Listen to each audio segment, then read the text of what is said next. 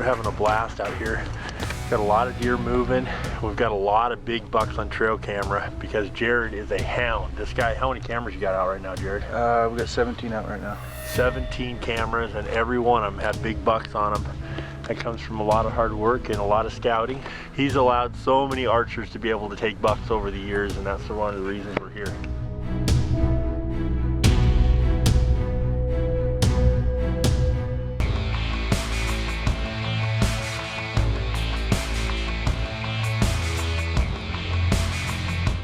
Quite a few deer by us this morning, but right now we've got two big bucks up on the hill that are kind of working their skyline, and one of them bedded down with another little subordinate buck, but we just don't know if they're gonna head down this way until later in the evening when they head to the alfalfa fields.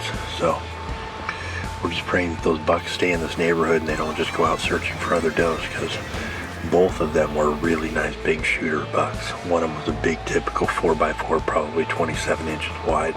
Really nice buck. Definitely would be a great bow buck here in Washington.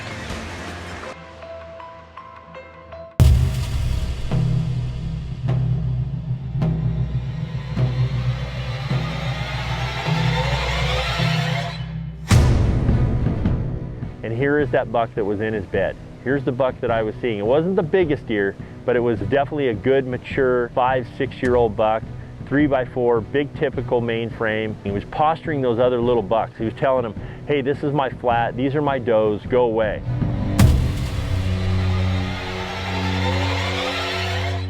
He's coming down the hill right now.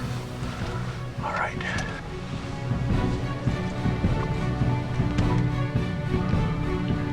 This buck is right here.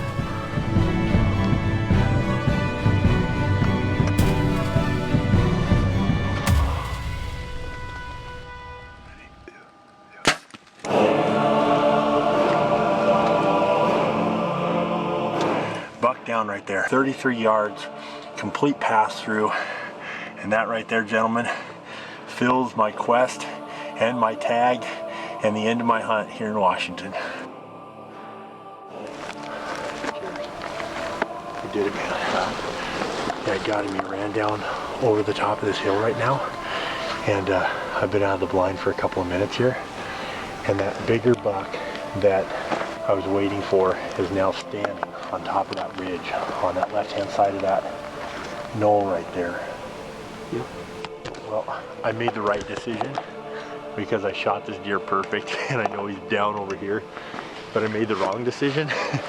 If I was a trophy hunter, I would have waited for that buck right there. There's so many mule deer bucks out here, guys, and we shot a really nice dude, a big chocolate horn, 3x4. He's down right here. He couldn't win. He did the death run and he got double lunged, so he should be down right there. Right on, buddy. Yep. Thanks a lot, man. I really appreciate all your hard work. Let's go at it.